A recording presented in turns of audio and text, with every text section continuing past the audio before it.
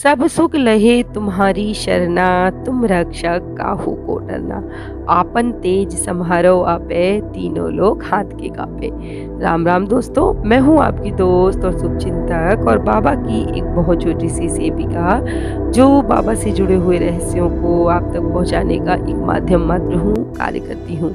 दोस्तों, आज मैं आपसे हनुमान जी से जुड़ा एक प्रश्न पूछने वाली हूँ और जो सबसे पहले उत्तर देगा, सही जवाब देने वाले 3 लोगों का नाम मैं अपनी अगली वीडियो में आपको ज़रूर बताऊंगी।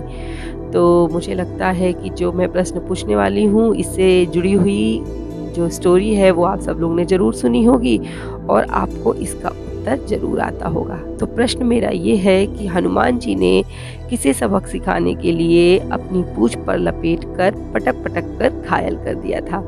तो मेरे ऑप्शन हैं, ऑप्शन नंबर 1 पे है रावण, दूसरे पे है काल नेमी राक्षस, तीसरे पे शनिदेव और चौथे पे अग्निदेव। तो जल्दी से अपना उत्तर हमें भेजिए ताकि हम अपने अगले वीडियो में आपका नाम लोगों तक शेयर कर सकें। दोस्तों, आज मैं आपको एक सच्ची घटना सुनाने वाली हूँ और अगर आपकी भी कोई ऐसी सच्ची अनुभूति हो जो आप हमसे शेयर करना चाहते हैं, तो स्क्रीन पे दिए जा रहे ईमेल एड्रेस पे आप हमें मेल कर सकते हैं और हमारा प्रयास रहेगा लोगों तक उसे पहुंचाने का, ताकि ज़्यादा से ज़्यादा लोग बाबा से जुड़ सकें। दोस्तों, आज की घटना को मैंने आपके लिए गीता प्रेस से छपने वाली एक पुस्तक से ढूंढ कर निकाला है।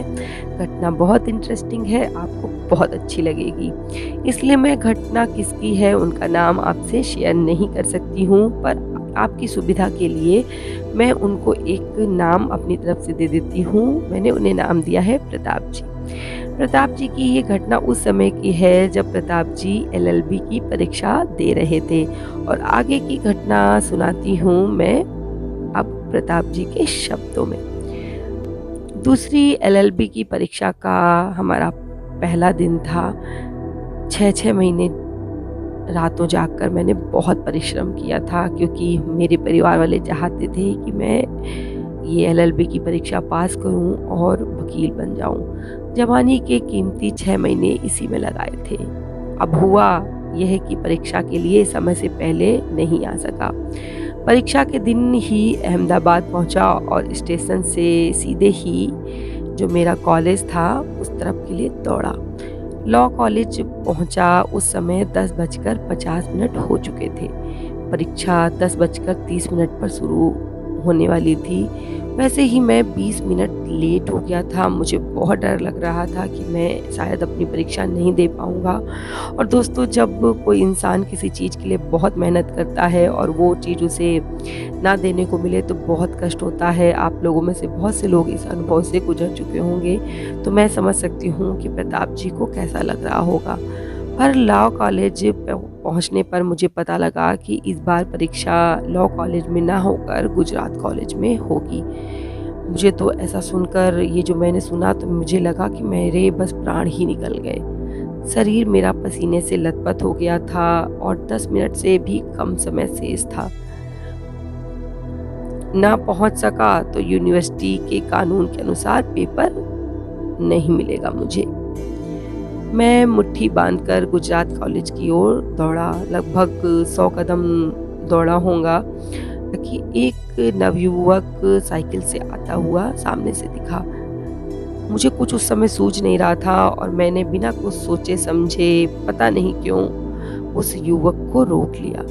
उससे मैंने कहा, भाई, मेरी आज दूसरे वर्ष की LLB की परीक्षा है, देर हो गई है, मुझे गुजरात कॉलेज जल्दी पहुंचना है, क्या तुम अपनी साइकिल दे दोगे?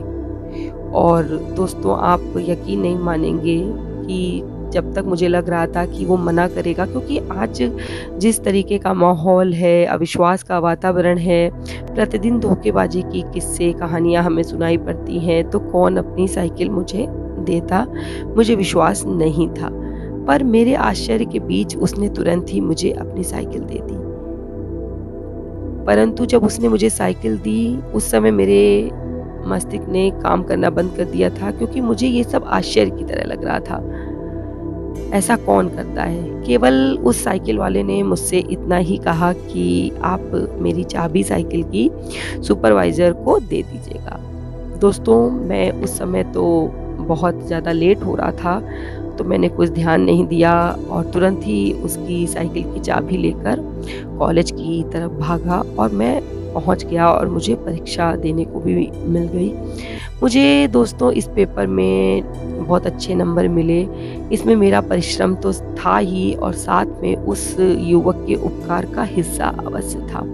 जब मैं परीक्षा देकर वापस आया और मैंने चाबी सौंप दी सुपरवाइज़र को, तो मेरे मन में ये हुआ कि हो ना हो ये मेरे हनुमान जी की कृपा है मुझ पर, क्योंकि मैं हनुमान जी का एक सेवक हूँ और उनकी ही पूजा करता हूँ और जब भी किसी संकट में होता हूँ तो उन्हें ही याद करता हूँ। और जब मैं संकट में उस समय था तो मैंने बाबा को ही याद किया था।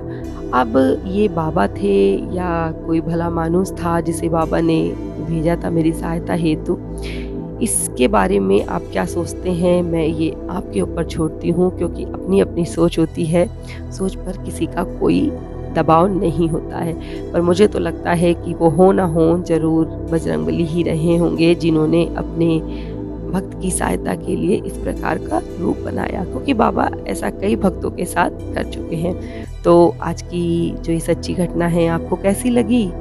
अगर पसंद आई हो तो आगे शेयर कीजिएगा और मैं बाबा से प्रार्थना करती हूँ कि बाबा आपके ऊपर कृपा दृष्टि ऐसे ही बनाए रखें और इस महामारी के दौर में आपकी और आपके परिवार की सदैव रक्षा करें। इसी के साथ जय श्री राम, जय बाबा की।